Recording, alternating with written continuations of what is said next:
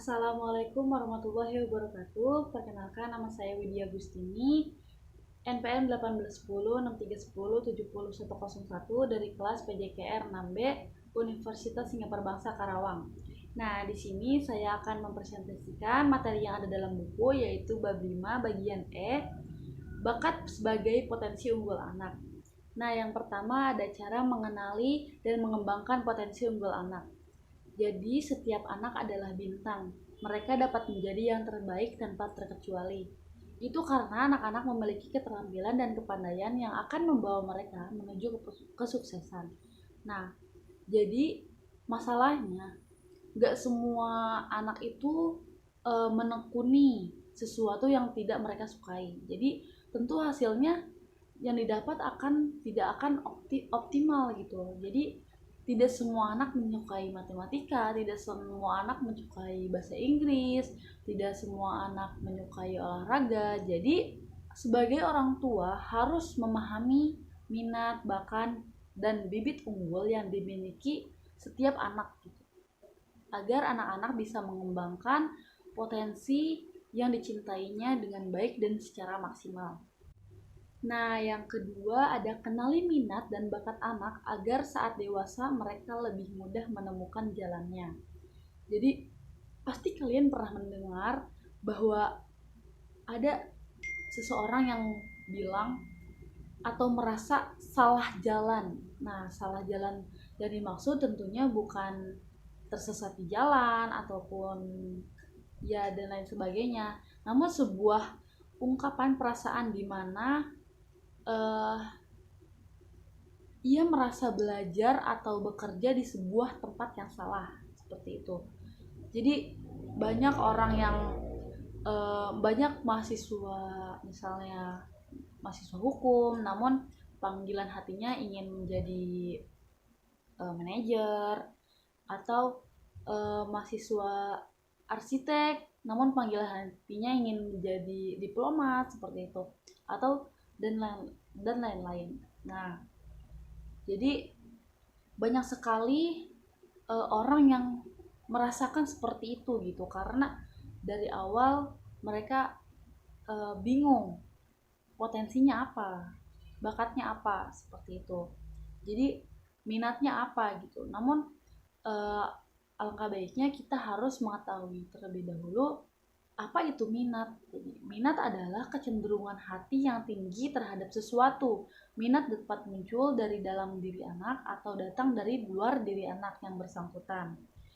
Nah, kalau misalkan bakat adalah potensi bawaan lahir. Karena bawaan lahir, mereka tidak bisa dipaksakan. Jadi, kalau bakat ini sudah ada dalam diri sejak kita lahir ke dunia.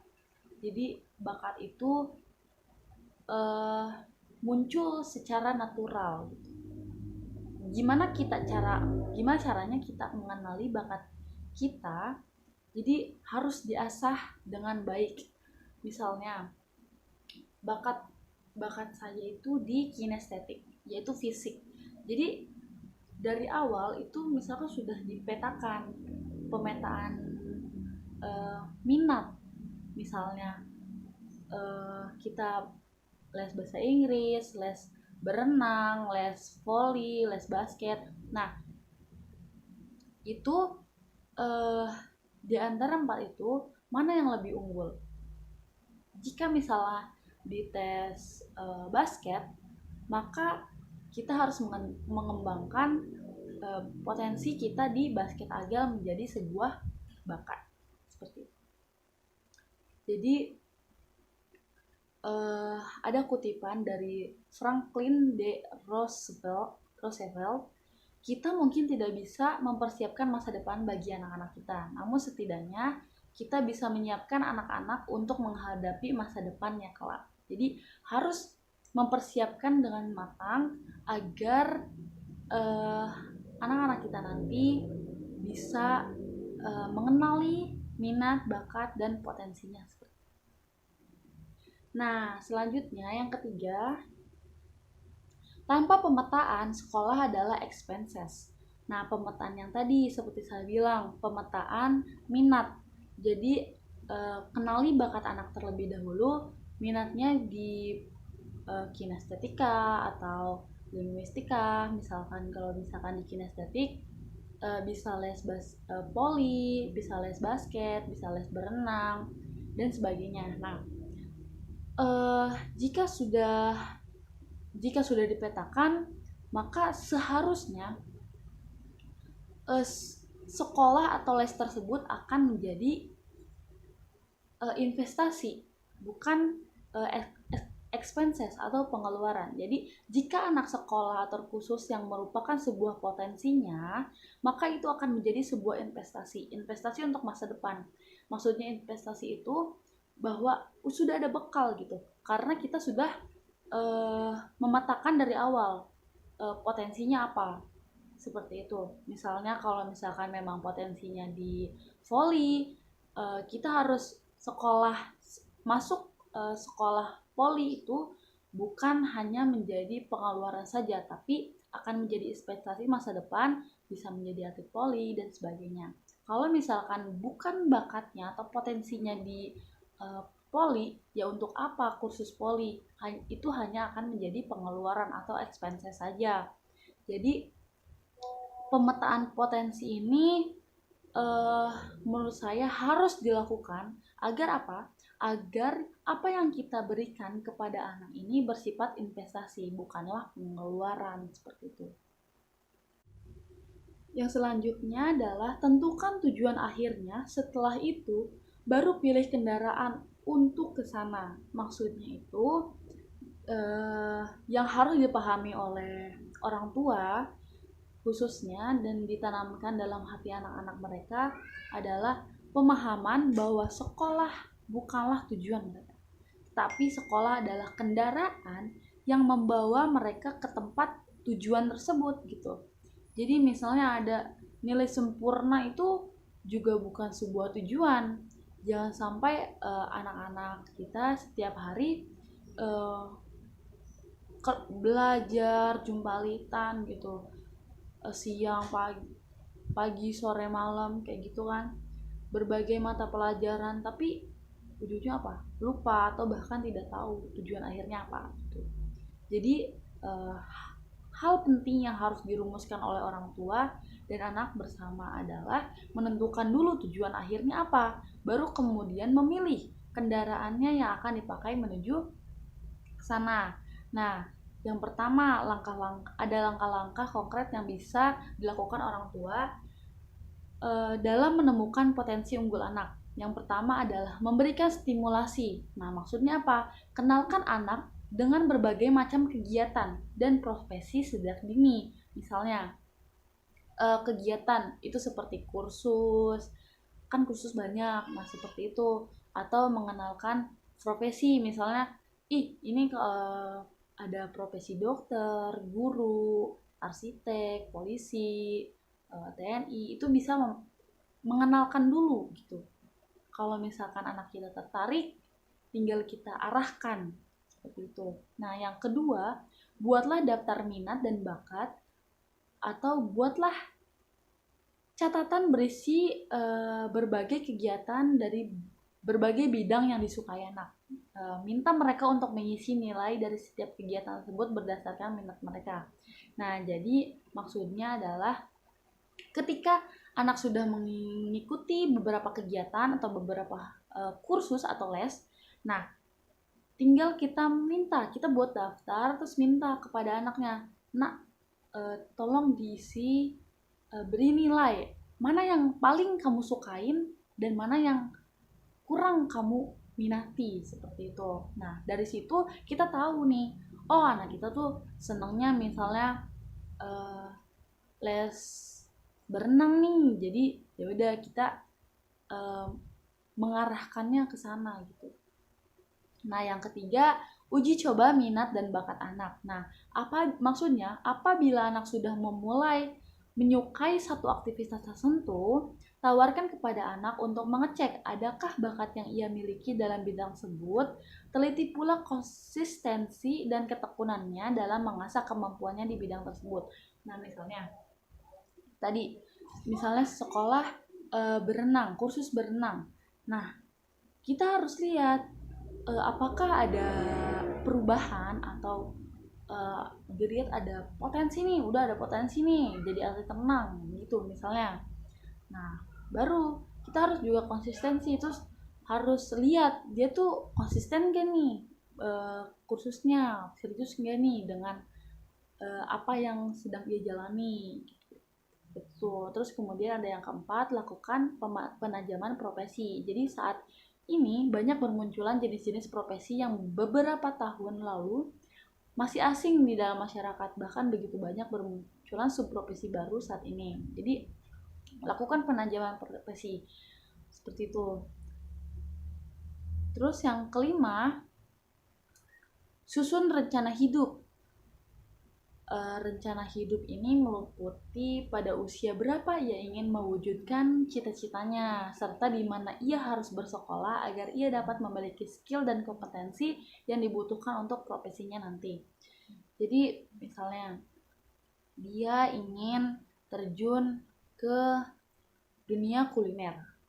Nah, cobalah ia bisa dunia kuliner. Jadi sekolah tata boga misalnya pas SMK-nya tata boga, jurusan tata boga. Nah, nanti pas kuliahnya pun itu jurusan yang ia minati, misalnya di bagian dessert kah, di bagian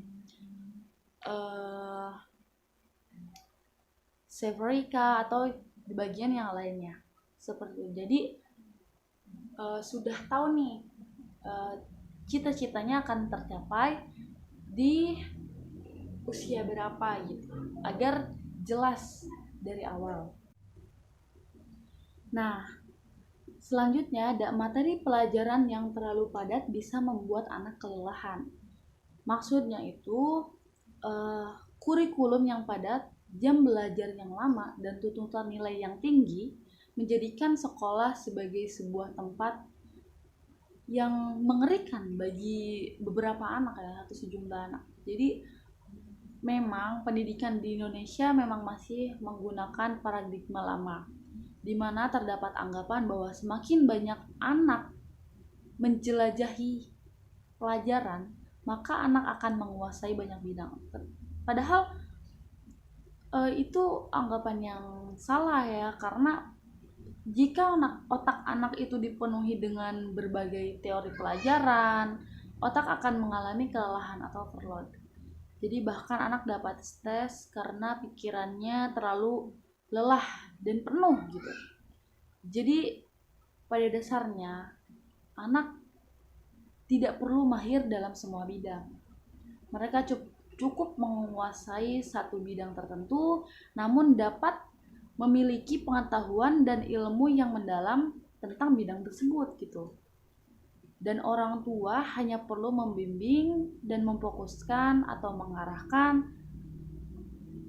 kepada potensi unggul anak-anaknya, seperti itu. Jadi tidak perlu menuntut anak untuk meraih nilai tinggi dalam setiap mata pelajaran, apalagi pelajaran yang ia lemah menguasainya gitu. Tidak perlu menuntut itu. Karena orang tua juga tidak perlu mengejar ketertinggalan anak hingga mereka kelelahan. Cukup hingga mereka dapat memenuhi standar kelulusan saja. Jadi jangan terlalu memaksakan anak untuk meraih nilai yang tinggi gitu. Karena kasihan anaknya, otaknya penuh, overload, bahkan anaknya bisa stres. Cukup hanya mengarahkan kepada satu bidang yang dikuasainya saja. Tapi itu berkualitas gitu. Nah, yang terakhir ada kalanya anak memiliki keinginan yang berbeda dengan orang tua. Jadi banyak sekali terjadi kekhawatiran dari orang tua untuk mendukung passion dan cita-cita anaknya. Terlebih untuk passion dan cita-cita yang kurang laku gitu di pasaran atau di industri. Jadi orang tua itu merasa khawatir akan masa depan anaknya dan kondisi finansial anaknya gitu di kemudian hari, sehingga cenderung untuk mengarahkan anak-anaknya agar dapat memilih cita-cita yang sesuai dengan standar yang dimiliki orang tua. Seperti itu. Jadi banyak sekali misalnya orang tua ingin jadi anaknya udahlah PNS aja gitu, jadi sudah eh, ada yang menunjang kehidupannya jika menjadi PNS gitu. Tapi padahal itu bukan passionnya untuk menjadi PNS seperti itu, malah passionnya itu menjadi padahal ingin menjadi arsitek, pengacara, dokter seperti itu. Jadi orang tua itu jangan memaksakan gitu, jangan memaksakan apa kemauannya, kemauan orang tua dan kemauan anak gitu. Jangan disamakan karena sebagian kecil hal tersebut sejumlah kecil mereka bekerja dengan passionnya.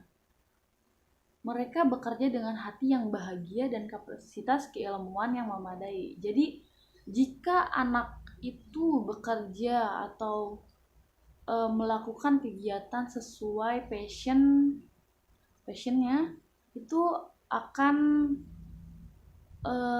dengan tulus gitu menjalaninya, dengan hati yang bahagia, dengan ilmu yang memadai untuk menjalankannya gitu.